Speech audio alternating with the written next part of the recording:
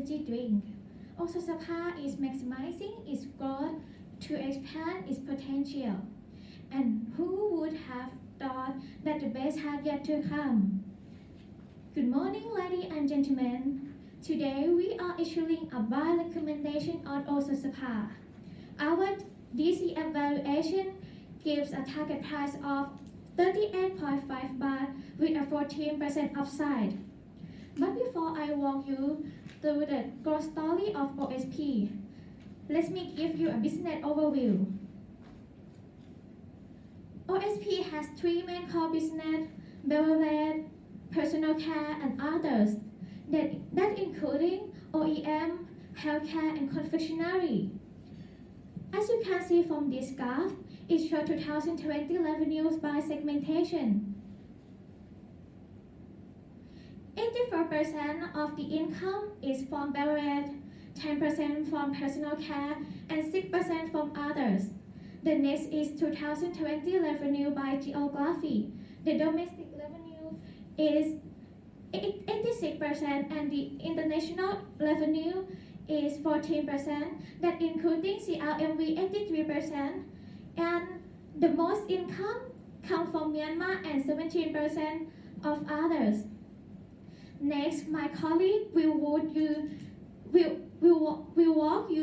through the three key investment highlights why OSP deserves a strong buy recommendation. First, fast forward 10x to encourage margin and margin expansion. Second, the highest growth with market leader position. And third, fully integrated value chain to secure leadership. So let's start with the first highlight of OSP, fast forward 10x, encourage margin expansion. Following the completion of its fifth fast forward program, Sapa launched its fast forward 10x program, intending to save 5,000 million baht through cost of goods sold reduction and transformation over the next 5 to 7 years. As a result, the average annual increase in gross profit margin will be 1.6%, forecast for 2021 to 2025. Not only minimizing the cost, Sapa also focusing on maintaining its market leadership position by boosting its growth. Even though the energy drink market declined by 7.3% in 2020, Sapa still outperformed the market by increasing in one market share 1% to 50.6%. Furthermore, the proactive marketing and consumer communication enabled the main product M150 to drive growth with a market share of 40.3% in December 2020, a new high since it was listed on the stock exchange and winning the best brand of the year. Now OSP is focusing on functional drink as a core product, and will be the growth driver. As you can see on the right graph, Sapa functional drink market share has grown 13% in 4 years, and Sapa will continue to launch more functional drinks products this year. So we believe there is room for sale and market share growth in the coming years. Now the next question is, how can we be sure that OSP will maintain its leadership position? That leads to our third highlight, fully integrated value chain. Sapa has a fully integrated supply chain, which means it has to complete control over the entire process and can maximize efficiency, starting with a waste glass cleaning factory, bottling plants, beverage manufacturing, and distribution centers. We are also comparing the value chain of CBG and OSP.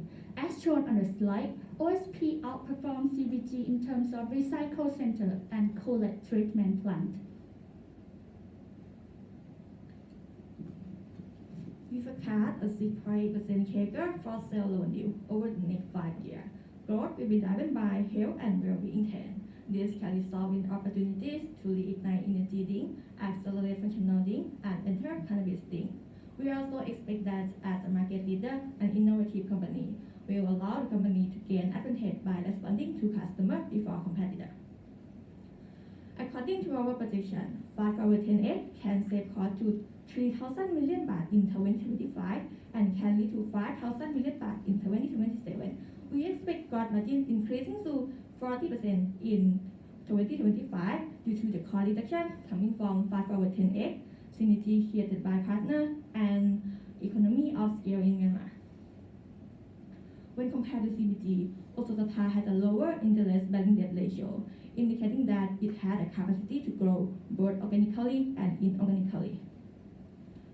We expect CapEx to increase as the company plans to invest about 15,000 million baht in 2022 to invest in beverage line extension, cost efficiency, and vending machine. We expect ROE increasing to 20.9% and ROA increasing to 14% in 2025.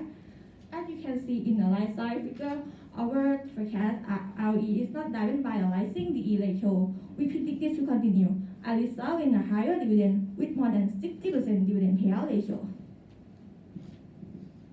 We calculate the DCF analysis. This model allows us to estimate FCFF in the futures in both stable growth and high growth, with the WACC estimated at 6.9% and a terminal growth rate of 2%. So, we recommend buying also Sapa with a target price 38.5 baht, 14% upside. To confirm our DCF, we use relative valuation to compare each methodology such as PE, EV, EBITDA, indicating that our target price is reasonable. Furthermore, our sensitivity analysis show that most cases support our buy recommendations. We also conduct a bull and bear case analysis. In the bull case, we estimate to be 14.5 baht at 20% upside, and in the bear case, we estimate to be 30 baht at 11% downside. We identify price fluctuation in raw material and new overseas investment at the two high risk. The price fluctuation in raw material can be mitigated by identifying reserve sources and manage ongoing fish transfer projects. New overseas investment can be mitigated by investing in a local team to investigate in the new overseas market. It will result in there is no growth in new overseas market.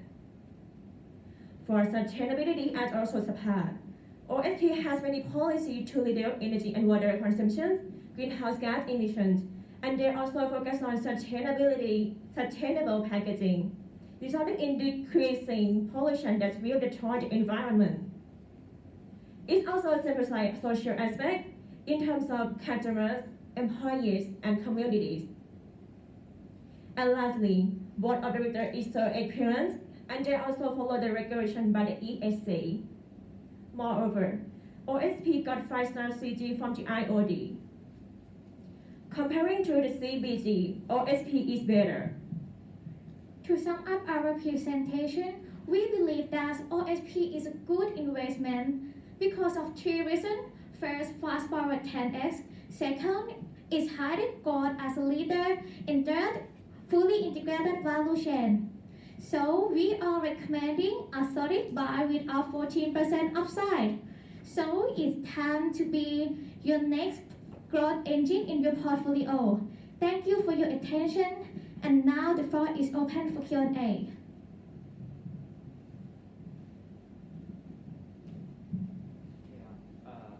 ask first? I see that you project gross profit margin and other profit margin to improve in 2022. How it comes when all commodity price, especially natural gas cost is rising?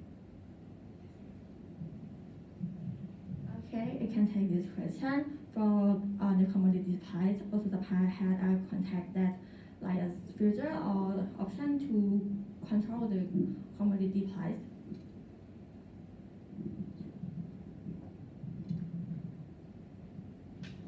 May I ask, your forecast revenue grows about 6-7% growth per year. What is the key revenue driver? Okay.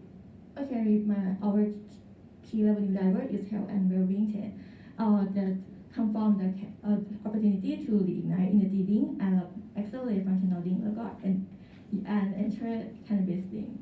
And as a market leader, they can capture the sales and capture the sale and take advantage before competitors.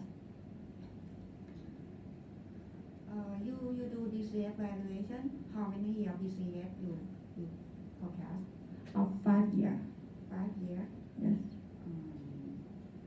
In the report. Okay.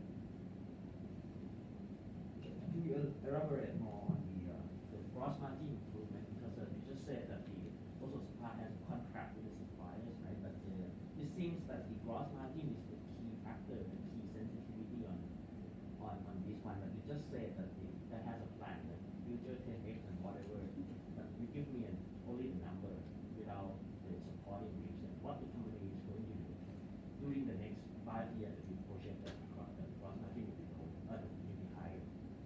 Okay, the company has planned to launch the Buffer 10A program that will reduce the cost by commodity price and transformation such as assets or human and technology. So they will use technology to work efficiency and use the human to work efficiency. What is the where is the number is coming from? I mean, like 5 billion baht saving.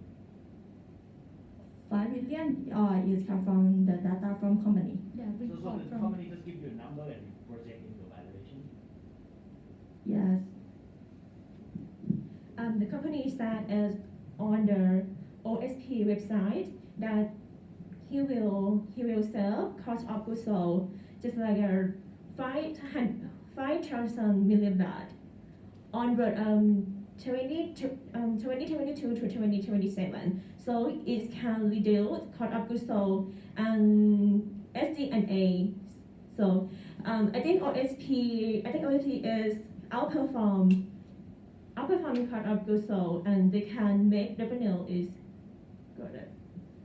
Okay, additionally, we use our previous program Fitness First to be a proxy to forecast our Fast Forward 10A program. Do we have any sensitivity on this? If the company cannot do this, how it's going to affect the valuation? Like they cannot reduce the cost as this mentioned. Okay, we had a scenario analysis at the back end and my colleague will explain about it. In the bad case, we estimate that the cost is higher than expectations. Please go to cost in the bad scenarios, please. Yeah, in the bad scenarios, we estimate that, no, please go to appendix.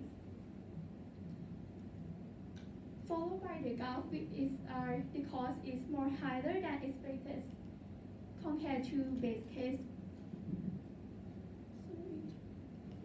Yes, in this graph, you will see the graph is quite high, and in the blue case and red case is quite low in the 2025.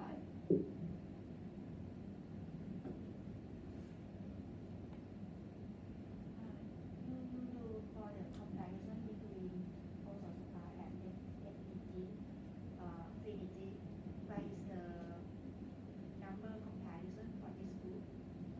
Okay, please open this. Yes, we compare the value chain and we add some CBG marketing strategy and next slide please. Okay, we compare the revenue of also supply and CBG and liquidity and next is the ratio. Have you done the comparison on the net profit compare or growth compare? Okay, we do a growth compare, but we didn't add to our appendix. But the result of growth compare is of a net profit compare is CBG is to be honest, CBG is had a higher net profit margin because they control cost efficient more than also supply.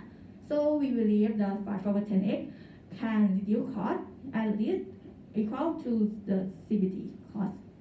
Yes, because OSP did Fish Platform and Fast Forward 10X, and we believe in the last performance of OSP. OSP can reduce costs more than they was expect. Yes.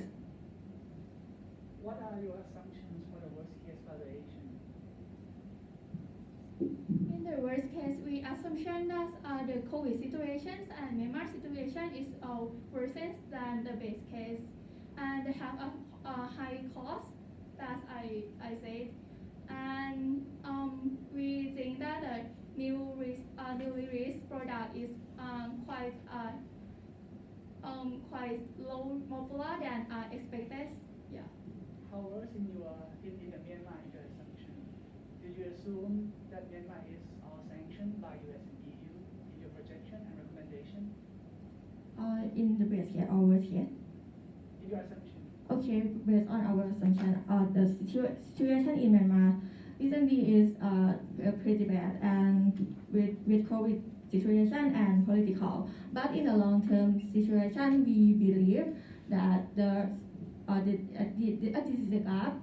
that GDP in Myanmar will recover in the next 5 years. We believe in the long term, Myanmar still had a potential to gain a sale. And we believe that exchange rate will not affect the company much because cost of goods sold of raw material come from domestic 93%. So I don't think exchange rate will not affect to the company. That is affected by the translating the statement. Okay, why did you use discount cash flow models for valuation? Why don't you use PE, EV per EBITDA, or whatever valuation methods? Why DCF? Okay, the question is why do you use DCF methodology?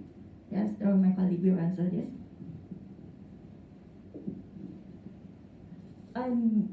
Because we believe the PE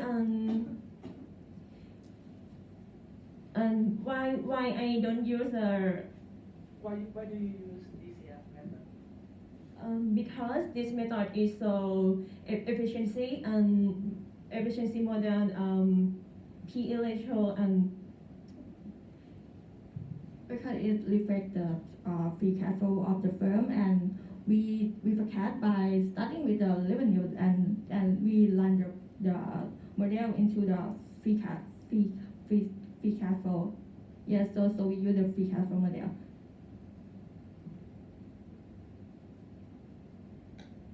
In your point of view, you think the inflation would be good or bad to also supply and why? Okay, now the inflation is pretty high, but I don't think also supply will raise their price, the sale price, because they have a multiple portfolio with that cover both mass segment and premium segment, so they can increase the price if they want to increase the price, they just release the premium product instead of increase the standard price. yes, and we not gonna lie that inflation this year is so high. Maybe because project of government, so we see in the long term that inflation will not affect the company as much in the long term. Yes.